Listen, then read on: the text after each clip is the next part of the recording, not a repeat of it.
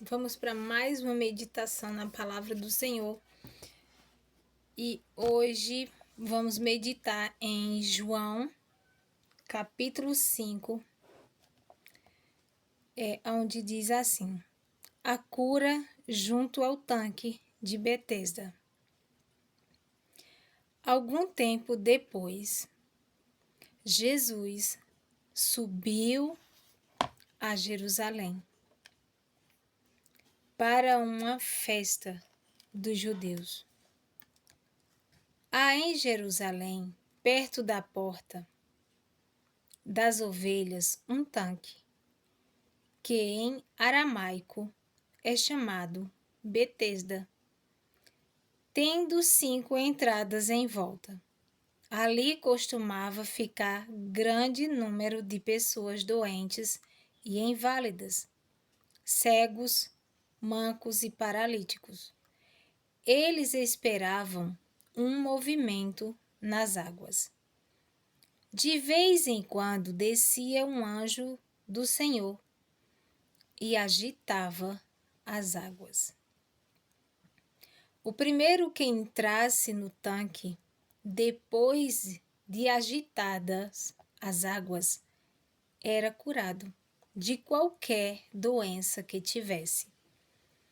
Um dos que estavam ali era paralítico, fazia 38 anos. Preste atenção. Ele era paralítico. Fazia 38 anos. Já fazia 38 anos que ele estava paralítico. Não é a idade dele, que é 38 anos. Vai meditando. É 38 anos que ele vinha paralítico. Continuar aqui.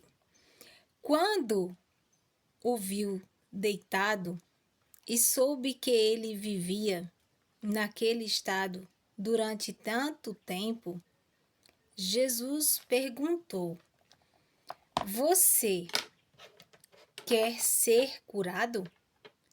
Disse o paralítico: Senhor, não tenho ninguém que me ajude a entrar no tanque quando a água é agitada.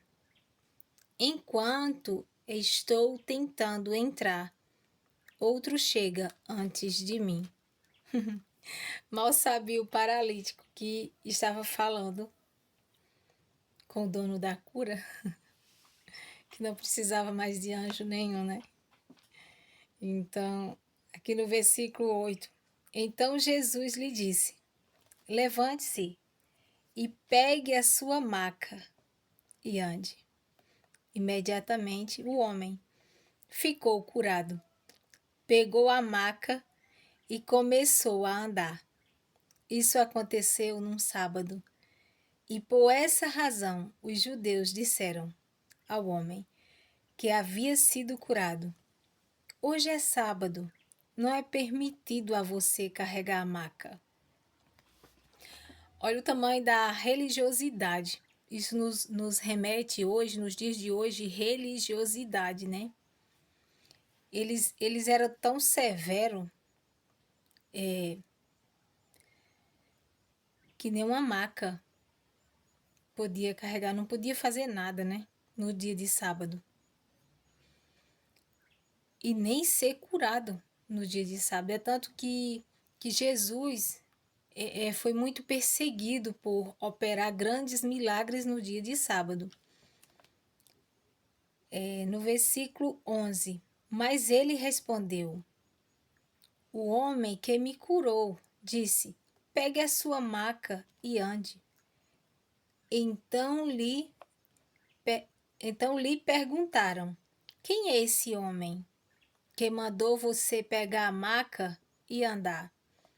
O homem que fora curado não tinha ideia de quem era ele, de quem era Jesus, pois Jesus havia desaparecido no meio da multidão. Mais tarde, Jesus o encontrou no templo.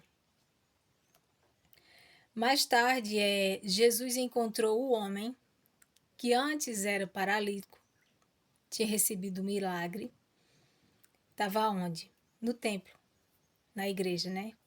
Que hoje nós chamamos de igreja, denominação, qualquer que seja, né? Mais tarde, Jesus o encontrou no templo e lhe disse: Onde você... Não, perdão. Olhe o que Jesus falou pro paralítico, pro ex-paralítico, né? Olhe, você está curado. Não volte a pecar, para que algo pior não aconteça a você.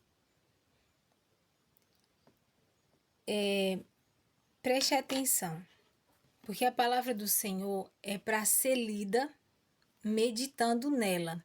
O que é meditar? Meditar é você imaginar. Então, o que foi que Jesus falou quando encontrou o homem no templo? Olhe, você está curado. Ponto. Tem um ponto final aqui. Aí ele diz: não volte a pecar, para que algo pior não aconteça a você. Preste atenção, vamos meditar aqui que o homem, no versículo 5, fala assim: que ele já fazia 38 anos que era paralítico. 38 anos. Não era a idade do homem. Era a quantidade de anos que o homem tinha ficado paralítico. Aquele homem podia ter 40 e poucos anos, 50 e poucos anos, 60, 70.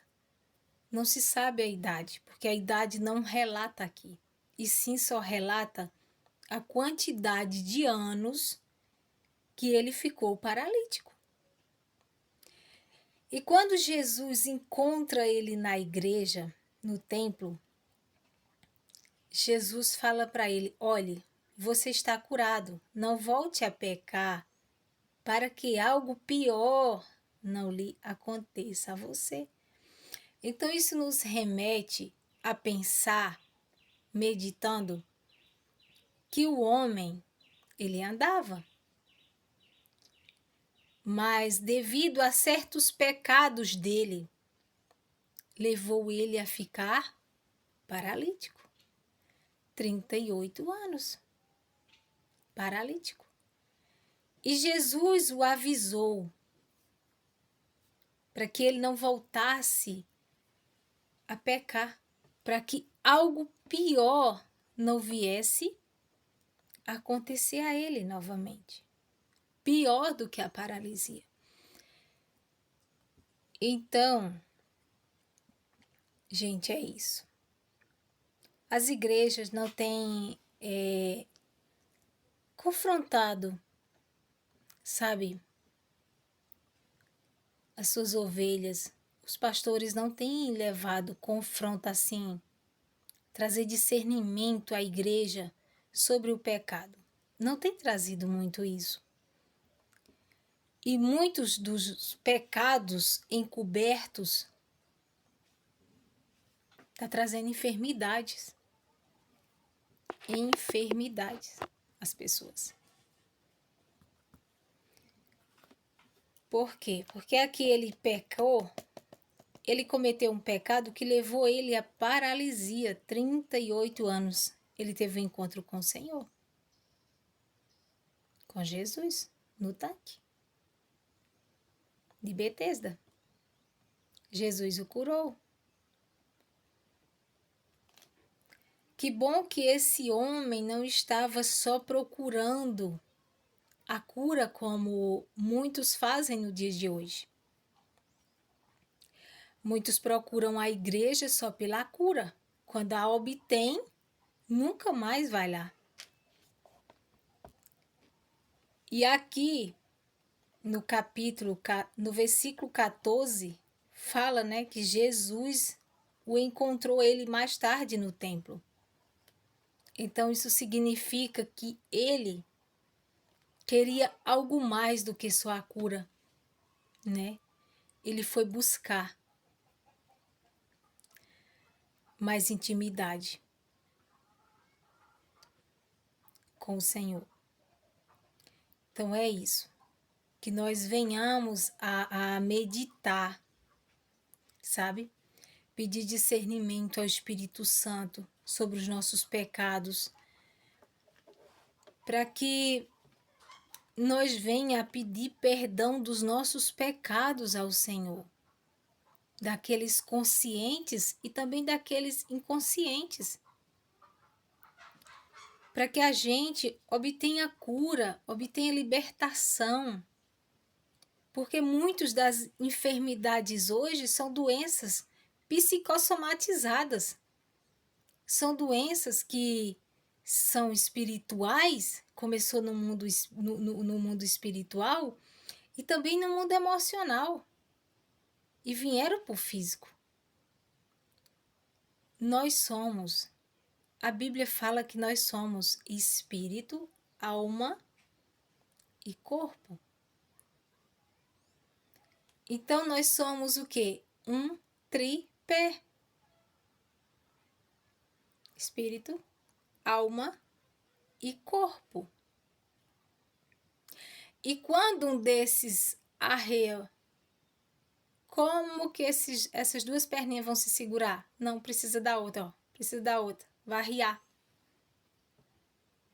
Então que nós venhamos a cuidar mais, dar mais atenção para as coisas espirituais, para as coisas da alma que são emocionais, porque essas coisas estão trazendo enfermidades ao nosso físico e na maioria das vezes eles são pecados encobertos por vergonha, não são confessados. E eu vou mostrar para você em Tiago, não é eu que estou falando isso, é a palavra do Senhor. Aqui nada é sobre mim. Aqui é a palavra do Senhor, eu só falo o que está aqui na Bíblia. Eu vou mostrar para você em Tiago, no capítulo 6. Ai, eu devia ter deixado marcado. Tiago 6. Onde diz assim, ó. Tiago, capítulo 6, versículo 16.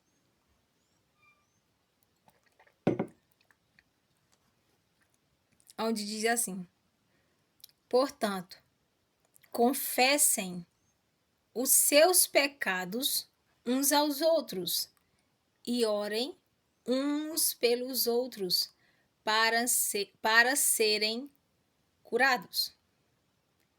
Portanto, confessem os seus pecados uns aos outros e orem uns pelos outros para serem curados. Viu que precisa ser confessado? Pecados precisam ser confessados. Não é daquele jeito que fazem na Igreja Católica, que você confessa e o padre fala, reza uma Ave Maria, uma Santa Maria, deixar isso para lá, né? Mas aqui é a palavra do Senhor, é a verdade, verdade pura, que nós precisamos confessar os nossos pecados uns aos outros e orem uns pelos outros para serem curados. Então, é confessar o seu pecado para Deus, mas também para um irmão na fé. Você confessa o seu pecado para uma pessoa, um irmão na fé. Isso você vai obter cura no mundo físico aqui, no seu físico. para serem curados. Ele fala. Porque, olha, em Mateus 16, no capítulo 16, do 19 ao 20, fala que o que ligares na terra será ligado nos céus. Perdão. E o que desligares na terra será desligado nos céus.